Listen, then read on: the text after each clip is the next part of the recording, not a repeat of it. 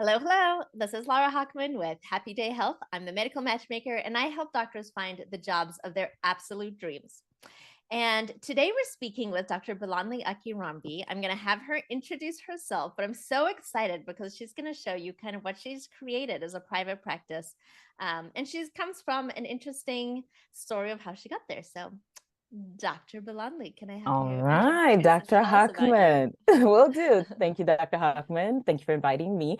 I'm Dr. Bolanle Akinronbi, I'm psychiatrist and founder at BrightMindsMD, a psychiatry practice in Cranford, New Jersey, where we help adults with anxiety and depression disorders feel and live better using fewer medications and wellness practices.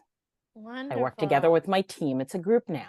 Awesome. Well, you've created something awesome. How did you get there? How did I get there? Long journey, stumbling along the way, but creating something with some kind of North Star. I will say that I'll tell you the story now. Should I go ahead and tell the story? Yep. Okay. So when I graduated residency, I took a job, a wonderful opportunity at a hospital, like most of us do. It was a nice package. It was a hospital. It was near where I lived. Great. I was pregnant towards the end of fourth year when I was graduating, which I hadn't factored into a lot of the excitement of starting a new job.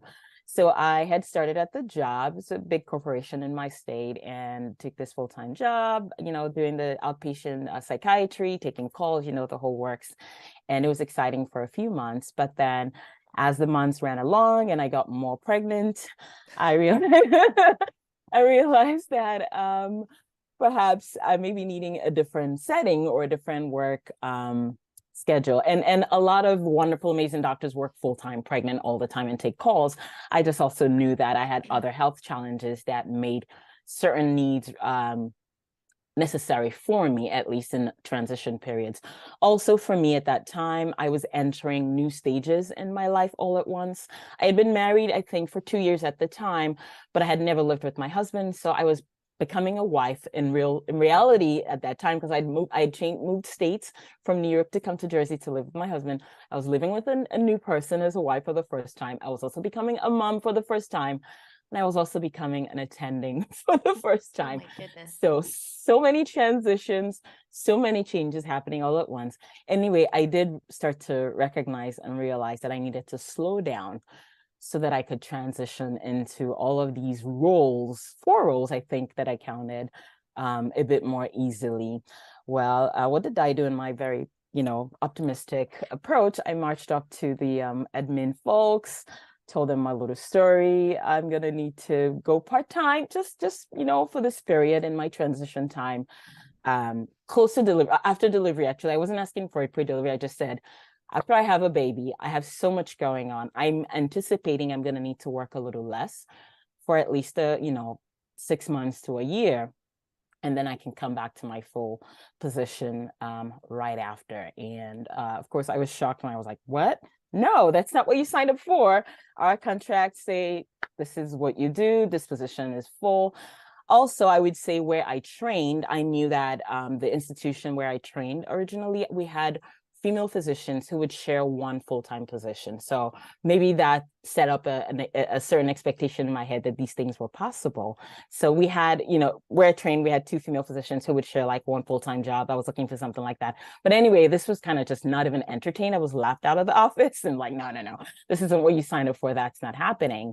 If you're going to keep this job, it has to be full. It has to be exactly how it was written. No flexibility, nothing, no changes. So I was brokenhearted. But I knew that for me at that point, my health would be priority. And I knew that if I kept a lot of what was going on at the time the way it was, I knew that I would crash. And this was because I'd crashed in life before. So it was very important for me to set boundaries on what my work life can take from me. It was extremely important. So I knew that there was no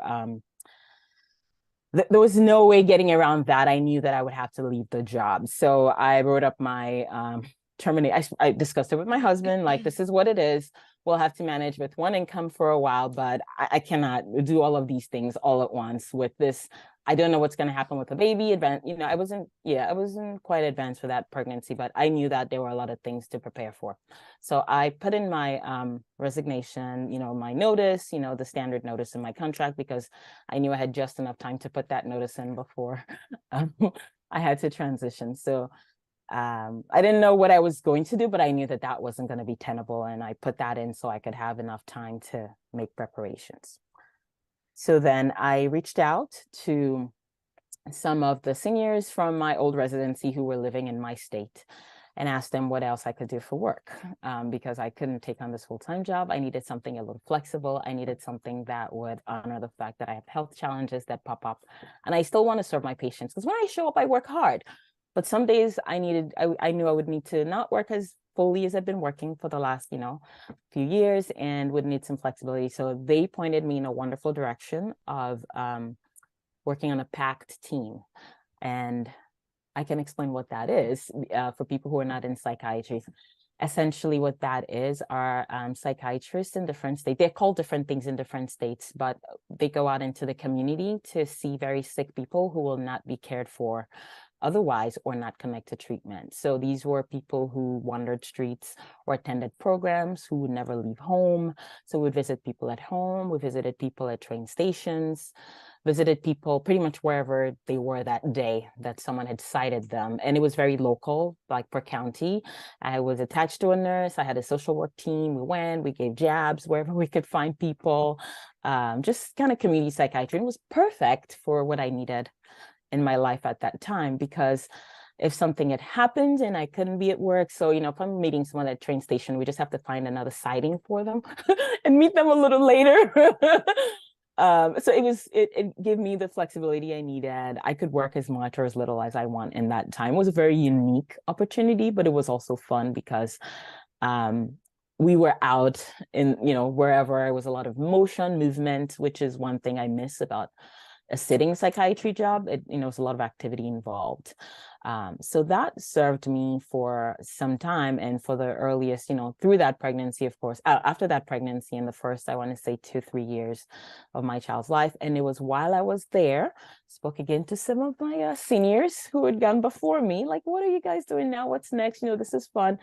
Got to start thinking a bit more structured. And they had started private practices. I mean, I knew that they had started it, but they encouraged me to explore that. And at that time, that was a daunting proposition. I didn't know how it would work, what that looked like. But because I already had a job that allowed a lot of flexibility, it wasn't as big a risk to take to start seeing people. They gave me the basics of what to do, get an accountant, get someone to register. This is how you do it online. It was a very low risk for me at the time to do a solo practice, because it wasn't going to be my primary income. It was something I would try my hands out on. And if it failed, it failed. If it did well, it did well. So it was lower risk for me than maybe it would be for people who are leaving a regular full-time position, because I was already in a flexible position. And I would say that's how I started in general. They gave me kind of the general, this is where you start, this is what you need, get an office space. And I can tell you a story about that in a little bit as well, of how to start with low overhead and low risk. I saw maybe after work, after my day at the PAC clinic, I would go, if I'd gotten patient requests, I'd see 1 or 2 patients, every few days. And that's how I started. I'll pause there. That's amazing. And, I wanted to go back to what you said about boundaries. You had set your boundaries, but you even knew what your boundaries were, which I think is kind of unique in our profession. We're taught to just ignore our wants and needs. And it sounds like you had those boundaries. You knew what they were. Right. I would say that that's unique because I'm a psychiatrist. I'm constantly talking to people about boundaries in their life. So I would say you would find more psychiatrists, or more, at least of all the specialties, we're probably lean in that direction of recognizing our own boundaries maybe a little earlier than our colleagues, and finding a balance in giving in the work, but also giving in yourself. Because if we're not giving to ourselves, if we're not nurturing ourselves, we don't have much left to give other people. So I would say a combination of luck and my specialty predisposed me to already be thinking in that way. I would also say that prior experience, I crashed before, so I knew what to, that set me up earlier to know what I need to do to not crash again. Yeah. No, that's so true. And I think, psychiatry may be the luckiest specialty for those of you that went into it early before all this craziness happened. Yeah. I think psychiatry is just kind of a very fortunate specialty to be in. I absolutely agree. We talk about how like we were positioned before before it was needed. Yeah. Well, and you got lucky. So as well, in that you had that low key, low risk way of starting a practice, which I think is also different. A lot of docs, take that risk to start their practice. How long did it take you to fill up? So originally, because I already had a job that filled up about 3 days, I was working for the PAC team 3 days, because remember, my desire was to work part-time. So my part-time was 3 full days of doing that. I only needed initially to fill 1 day because I wanted to climb up gradually. So it didn't take, I think I started as a cash practice, and it takes about a year to fill 1 day fully. That used to be the estimate. I would bet it's probably faster now because there's more reception to psychiatry. There's more flexibility out there and people are more open. But this was 2016, 2017. At that time, like the estimate of how much it took to fill a cash practice fully and, to fill up 1 day was about a year to fill up 1 day And is at that that with time. advertising? This was more with word of mouth. This was talking to therapists in the area. So I also kept things very low for me by not renting a full office. I Googled my area. I looked for a primary care doctor who was self-pay, and I went to them. I was so optimistic. I called them up. I said, hey, do you have any office you're not using in your suite? I just need a place to see patients once a week, for a fee. They had extra offices they weren't using. And so they said, sure, it's extra cash for them. And they let me use their office space. I paid them a small amount because, I was just going to be building slowly and I didn't want to incur any overhead. So I started out in a primary care office, just using one office, that extra office that they weren't using anyway, to see my patients once a week. And so I was able to kind of build gradually that way. So you're pretty resourceful, which is nice. I'd say so. So your practice now, is it just you? Tell me more about it. So now during the pandemic, we've expanded we're now 6 clinicians, so 4 physicians and 2 nurse practitioners who joined in at different points during the pandemic. And one of the biggest draws when I started, talking to people. And the reason I wanted to ask people to join was because I got full. Because at some point after practicing a self-pay model for a while, I transitioned when I wanted to fill quicker. As I was winding down my job in the PAC team, I wanted to fill more quickly. And so I transitioned to an insurance model. I went the other way. Most people do the other direction, but I went the other way. And I transitioned to an insurance model, and that got me like super busy overnight, that I was able to increase my days gradually in the private practice and cut down my days pretty quickly in the PAC team. And so at some point I got way more referrals than I could see for myself, and was when I started to reach out to people. Does anybody want to pick up time? And it was also during COVID, when everything blew up. Does anybody want to work? Does anybody want to pick up time? And one of the ways that I got people to join me was, I was like, look, I just need people to see all the extra overflow that I need. You can work, we did the numbers. It seemed like it would make sense if someone to do the expenses for, credentialing and licensing, if they could at least commit 8 hours a week to the practice. And I was like, you just need to give me 8 hours, and you can do 2 a day. You can do 4 a day. You can do whatever combination allows you to do work, however you want. And that was very attractive to a lot of people who work with me. And we also kind of had more flexible rules about, I said, I'm a mom, and when my kids have things at school, I block out that day. I don't work that day. And so if that's something that's attractive to you, you'll be able to do that here. I just need my front desk to know so they can like block out the schedule ahead of time, or they can reschedule for you if, hopefully we don't have too many of those last minute type of things, but people found that very attractive to have that as an option. I said, I do it. I'm the first person in the team. I do this because it also is important. I have 2 children now that I'm able to show up. And I find this a great blessing to be able to show up at school, at things for them. And so I built this and I do it so anybody else in the practice can do it within reason and without disappointing patients. But we kind of built that in as something that was available and people found that attractive for them.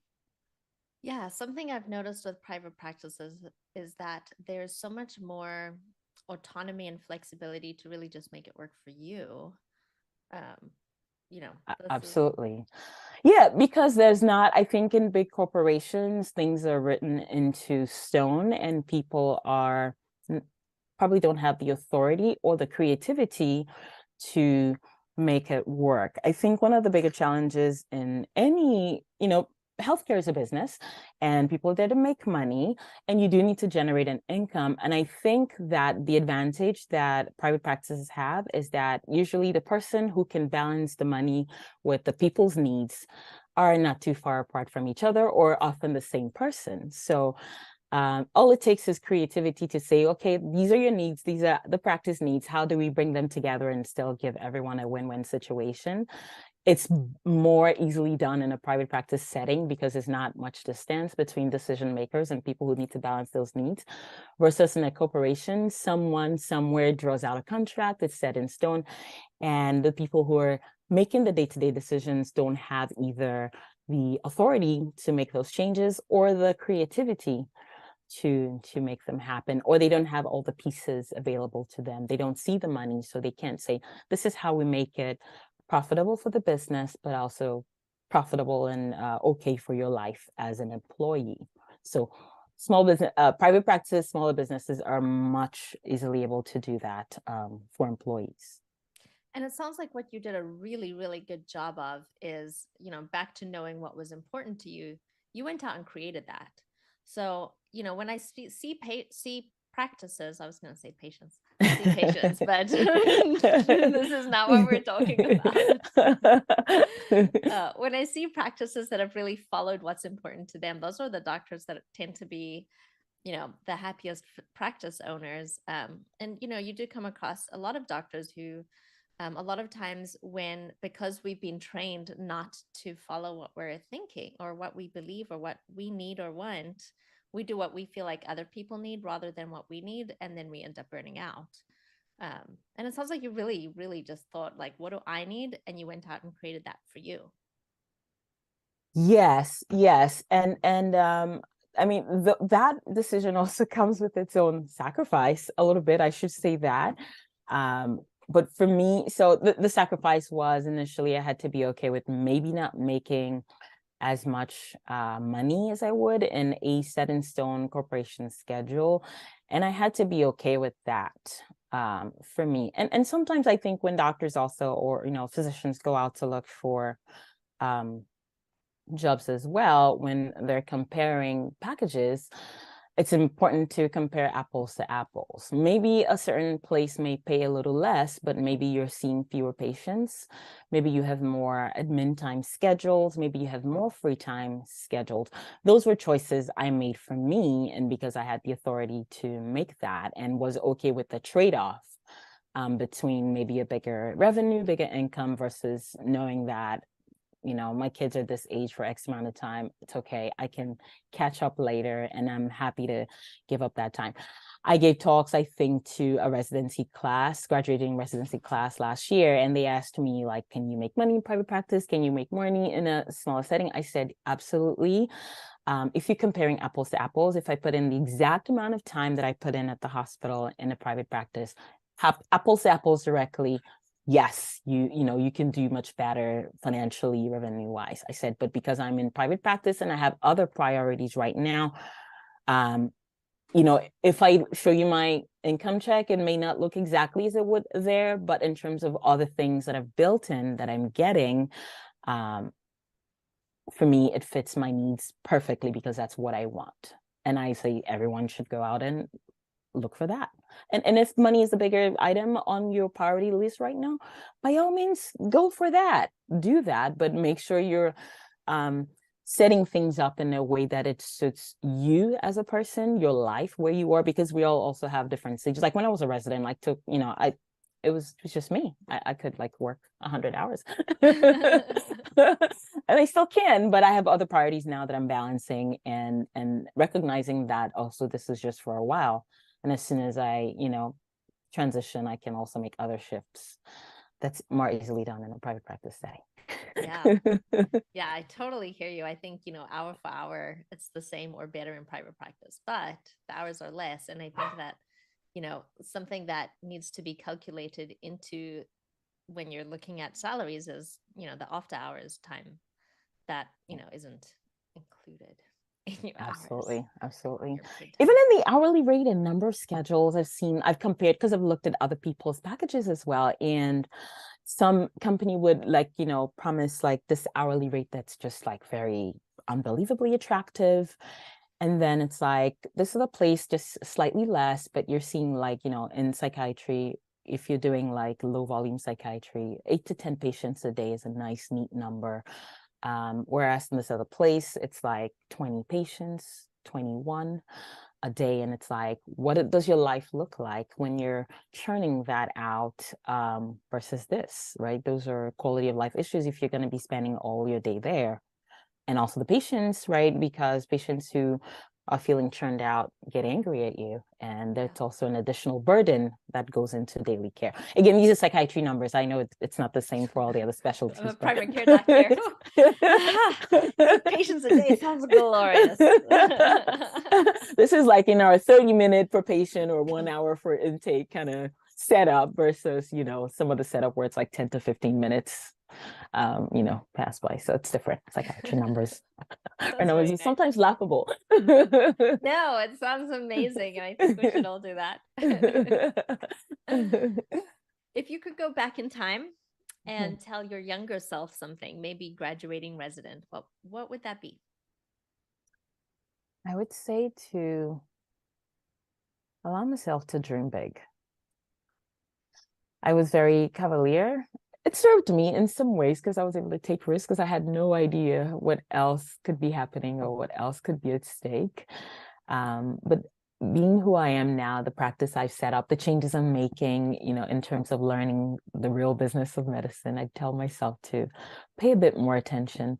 But I would also tell myself to continue to be confident and optimistic and that solutions are out there for what I need if I can look and search.